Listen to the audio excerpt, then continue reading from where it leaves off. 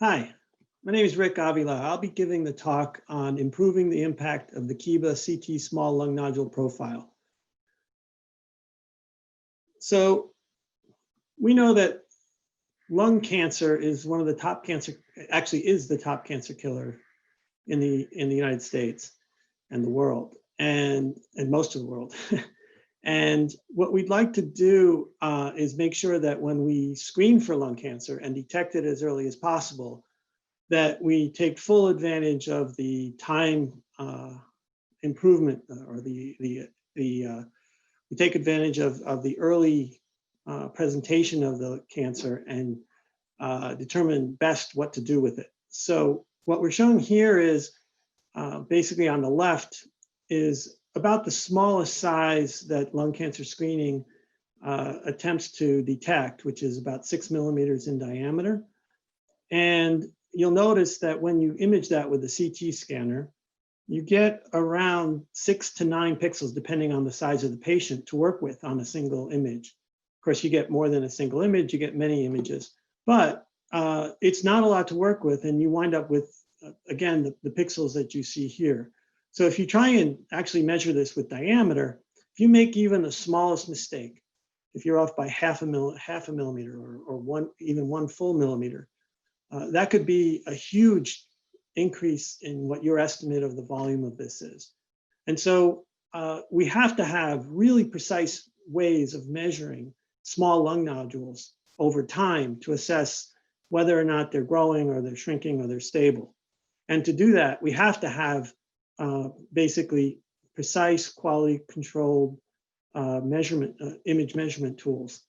And so what we'll be talking about here is what are those tools, some of the tools we've developed with the Quantitative Imaging Biomarkers Alliance, or QIBA, and how should we improve them going forward. Now, this is truly important because this is not just a theoretical, well, let's solve a problem here that rarely happens. In fact, on the right is some images from David Yankelevitz showing a nodule measured at one time point and not measured at a second time point. And it appears to be bigger, right? It appears to be growing, but it turns out that it's actually not growing. And the reason we know that is because these images have a particular bias or a particular error in them that make a nodule appear to look bigger than it is. So we want to give sites the tools to avoid mistakes like this and many other mistakes that can be made that'll cause false positives and false negatives in lung nodule basically management. So over the last 10 years or so, we've been working, many of us have been working with the Quantitative Imaging Biomarkers Alliance, and we've come up with a phantom that helps you understand some of actually the most important aspects of CT image quality that contribute to basically performing a highly precise and highly accurate lung nodule measurement. And we now have a phantom, which is very low cost. It's the first phantom and the only phantom we know of that measures out to the periphery, basically out to 160 millimeters. This measures out to 200 millimeters out from isocenter on a CT scanner. And that's where a lot of lung nodules exist, out at 160 millimeters. So we design a phantom that supports that. We've made it so that it's very easy to use, can be scanned in between patients, and you send the scan to a cloud-based service that gives you back a report automatically. And this has been working well for years. We've now got 100 of these phantoms distributed around the world, which is very exciting. We basically went from not having a real good way of understanding image quality for management of small lung nodules to having a full global network with 2 cloud service providing sites, which you see here in purple. And we basically, over the years, thanks to a Prevent Cancer Foundation grant, which put 80 of those phantoms out in the field, we saw basically that the first time that sites basically got a chance to measure the performance of their image quality for lung nodules, only 37% of them were passing. But then after they were using the system and getting feedback and improving, we got them up to 60%.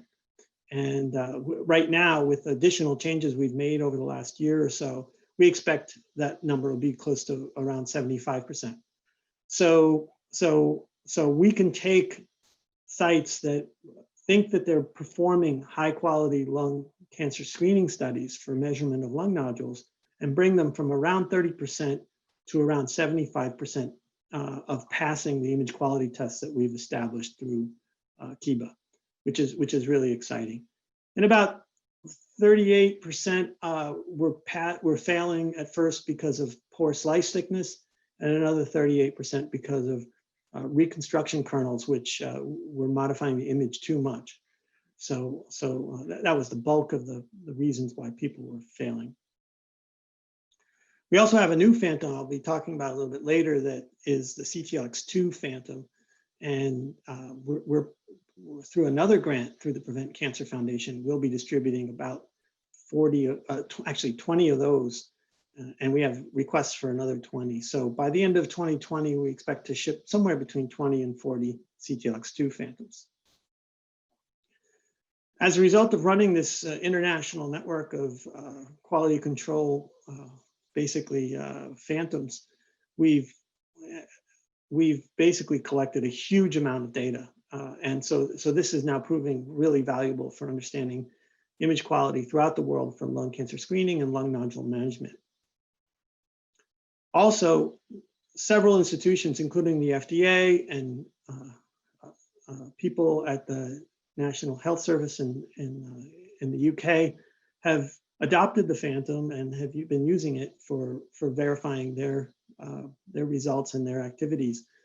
We also just recently got word of a paper put out by the Canadian Partnership Against Cancer that essentially says to use the QIBA small lung nodule profile methods for verifying the quality of imaging, which is really great. We're seeing great support from Canada.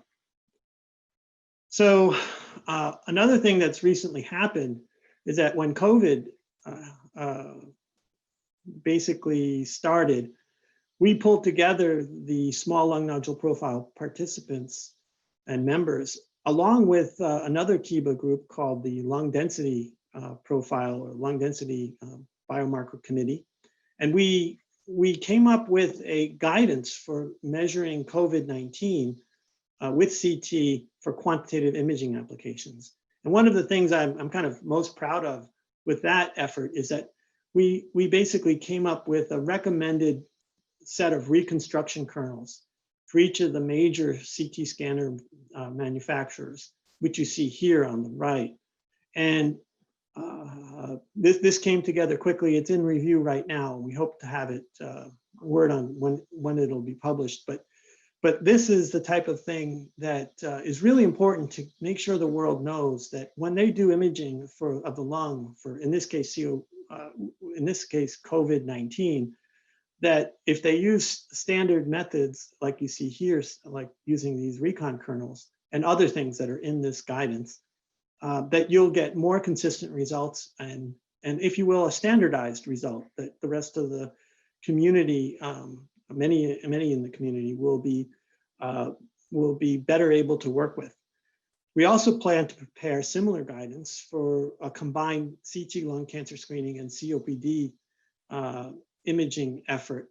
And you could imagine that we may actually leverage this table and may leverage other things specifically for performing lung cancer screenings that also must be capable of supporting analysis for COPD in a quantitative sense. So very exciting time for us in being able to provide guidance like this. And it's not just, we didn't just make this up. We're basing this on the massive amount of data that I mentioned earlier that we've been collecting from all over the world, which again, we couldn't have done without the Prevent Cancer Foundation. So There are some things, though, that we need to improve upon. And we're just going to go through a bunch of them. And one of them is that we started to produce phantoms like this one called the CTLX-1S. The S stands for software, where we put ellipsoids in them of different sizes. And we measured them with different pieces of software. And we said, well, you know, how are they doing with respect to bias, for example? So there's a red line here, and you can see that this crosses that red line. It goes beyond -5%. And this one crosses the +5% down here with a different piece of software. So we've got a problem here because these software are supposed to not exceed 5% in bias. So we have some work to do to fix that. And that's going to be a technical item that we work on with people like Nancy Obuchowski, who's a statistician who's been helping QIBA a great deal these last few years. Another thing, another improvement that we're planning to do, or we're considering doing, is saying, well, if you're going to do a scan of a patient at time 1 and a scan of the patient at time 2, can you do it on 2 different scanners? So if we look at a scanner in terms of the resolution, the lower the number is the better, as a function of distance from isocenter. So the further out you go, you can see 3 different scanners had 3 different curves, which is kind of saying they're quite different. If you've got a nodule out in the periphery, you probably shouldn't use those 2 different scanners to track somebody's change, because there's a big change in the image quality, the resolution. Same thing for noise. So one question is, should we create bounds for how much change there can be on these fundamental properties like resolution and noise? Another thing that's really important is keeping stability of your imaging over time.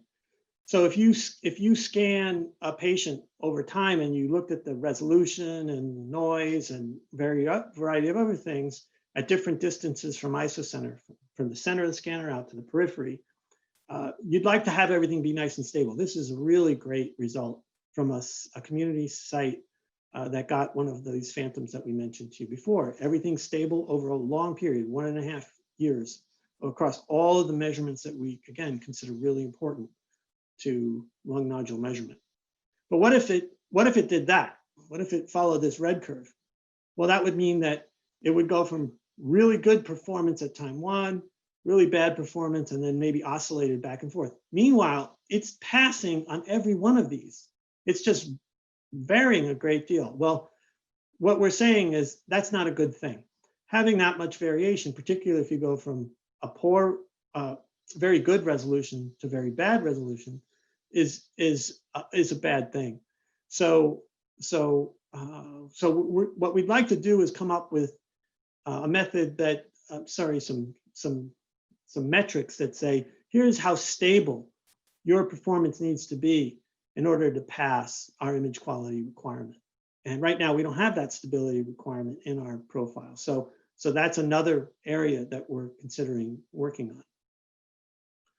We also have a new phantom called the CTLX-2, and it has a channel of water all the way around it. And it has basically our standard method of measuring resolution and other things distributed inside of the phantom.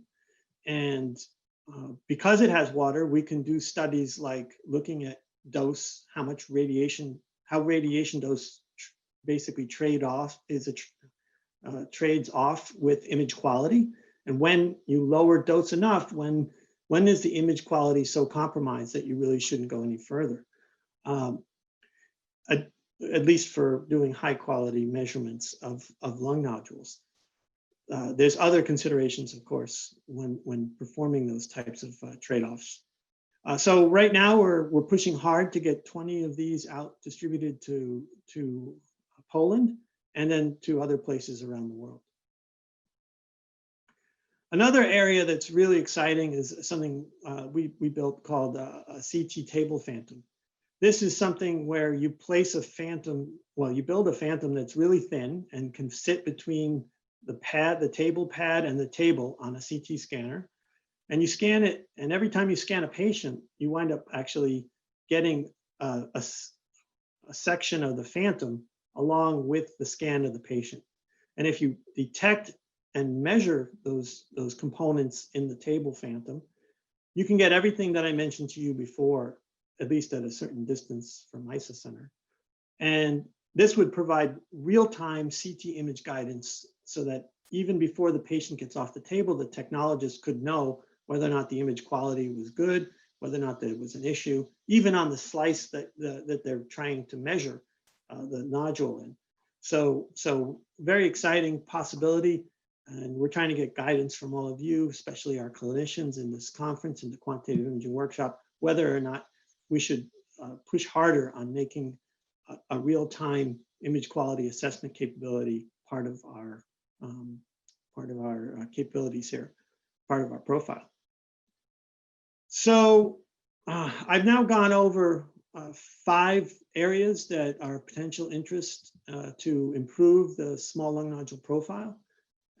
Just to review, they're resolving some large software bias measurements that we've obtained in real-world setting with ellipsoids. So they shouldn't even, they'll probably even get worse with more complex nodules. Supporting sites in their effort to use different scanners. And we want to be able to do the background studies to validate when is that okay, when is it not okay. We want to recognize sites that have highly stable image quality and basically let sites know when their image quality isn't stable and what that means in terms of their measurement performance and how that could impact their ability to assess the growth of a lung nodule. We talked about the new CTLX2 phantom, optimizing dose and image quality trade-offs, as well as it does have the ability to insert, it has a portal to insert objects like synthetic nodules, which is exciting. And finally, a real-time table phantom capability that could basically provide guidance to a technologist within seconds as to whether or not a scan needs to be redone before even the patient leaves. So we'll need feedback from the quantitative imaging workshop clinicians as to which do they think should be of higher priority, and also whether there's other candidates we haven't even considered here. Thank you very much.